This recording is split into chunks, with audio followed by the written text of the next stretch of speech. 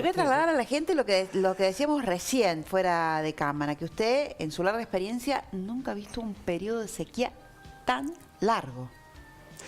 Efectivamente, digamos en los últimos 40 años hemos visto sequías, pero siempre las mismas que hacen referencia a los productores agropecuarios, por ejemplo. Dicen, bueno, va a ser algo seco, puede ser algo seco diciembre, que se traslada un poco a enero, pero luego llegan las lluvias. Esa fue la expectativa durante toda la campaña, durante todo el ciclo, ¿no? Pero un periodo tan largo, seco y con temperaturas tan elevadas, realmente en los registros que disponemos acá no lo visualizamos, ¿no? Que se haya dado de esta manera. Doctor, ahora hay datos contrastantes en el país, ¿no? En esta zona sequía, en el norte emergencia hídrica. Y si usted me permite, voy a citar algunos datos que hemos sacado de la web de AgroArgentina, que refleja la situación en diferentes provincias. Empezamos por la nuestra, Jorge. Sí, Córdoba. El 9 de abril se reúne la Comisión Provincial de Emergencia Agropecuaria para analizar la situación de las zonas productivas afectadas por la sequía.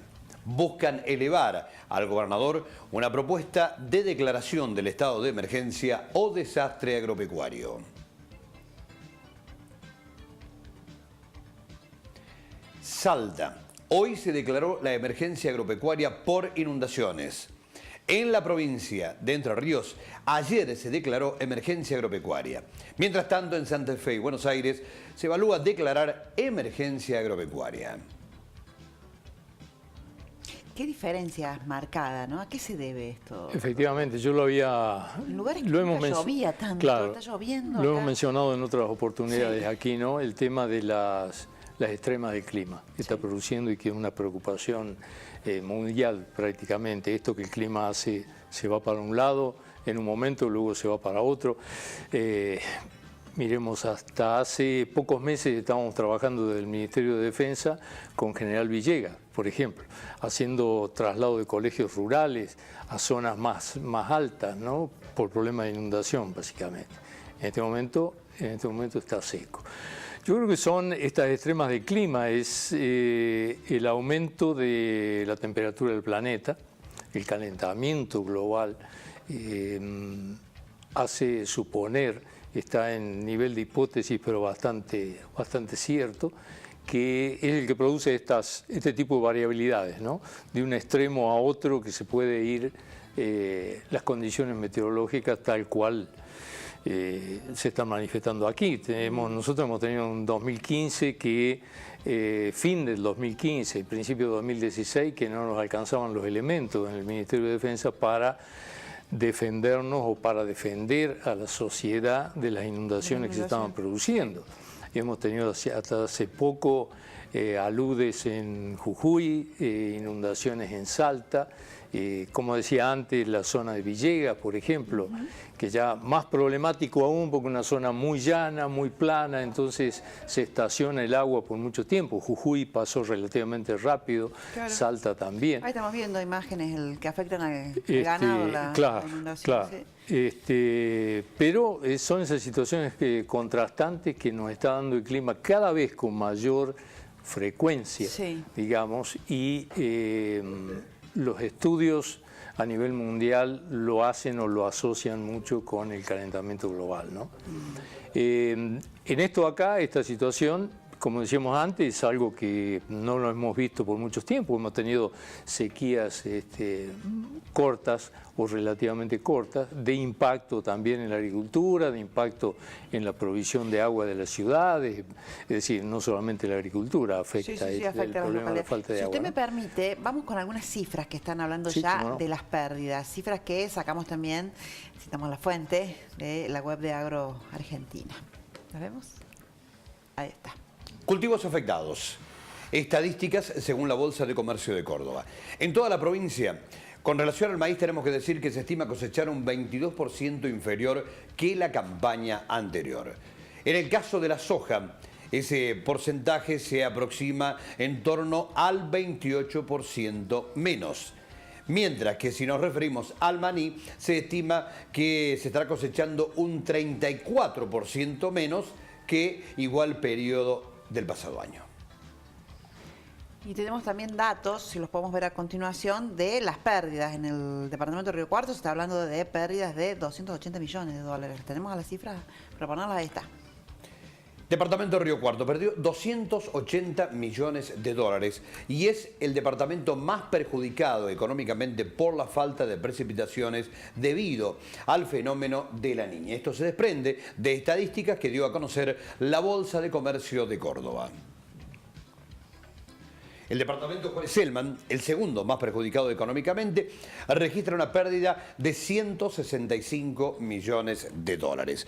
De Río Cuarto, tenemos que decir que es el distrito que más hectáreas ha perdido, ya que se malograron 115.000 hectáreas, seguido por el departamento Unión, que perdió 106.000 hectáreas. Una situación muy complicada. Es muy complicado. Hay algo analizado en valores absolutos, como lo estamos escuchando, realmente las pérdidas son tremendamente grandes, ¿no?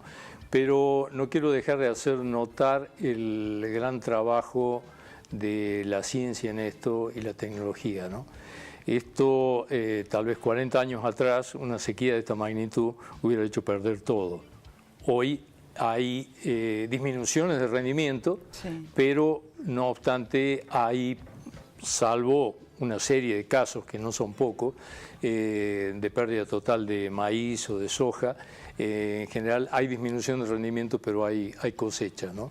En esto quiero hacer notar el valor, podría haber sido mucho peor, el valor de la tecnología, el aporte tecnológico en todo sentido, en lo que significa maquinaria, en lo que significa ahorro de agua del suelo, en lo que significan agroquímicos, en lo que significa material genético, hoy permite producir cierta cantidad de toneladas que con una sequía de esta magnitud, de esta severidad, en otro momento no se hubiera logrado nada, ¿no? Ahora, doctor, ¿y cuál es el pronóstico de esto?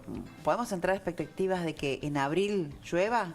Bueno, si llueve, ¿se está a tiempo de disminuir estas pérdidas o ya no? Yo tengo la misma, o le pongo la misma expectativa que ustedes en todo caso, como lo dije en muchas oportunidades, tampoco hago pronóstico, pero mirando un poco datos, cuando uno analiza datos de 40, 50 años, el otoño, o sea, marzo, abril, mayo, tiene que llover acá para Río Cuarto un promedio de 250 milímetros.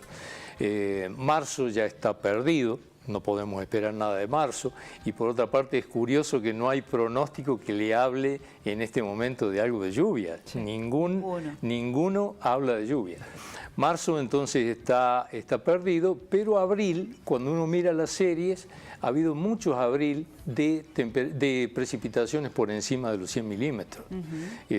Yo contaba así rápidamente y digo, bueno, en 30 hay 10 años que han tenido 110, 120, pero esto no es pronóstico, es una expectativa mía que yo digo, bueno, y de la observación de datos. De la observación de datos que todavía queda abril y queda algo de mayo, porque esto ya para la cosecha actual no arregla nada. Es decir, lluvias de abril no van a arreglar nada. Pero esta sequía tiene una repercusión muy fuerte en lo que sigue para adelante. Si no hay algo de recuperación del agua del suelo en abril, mayo, no podemos pensar en trigo después.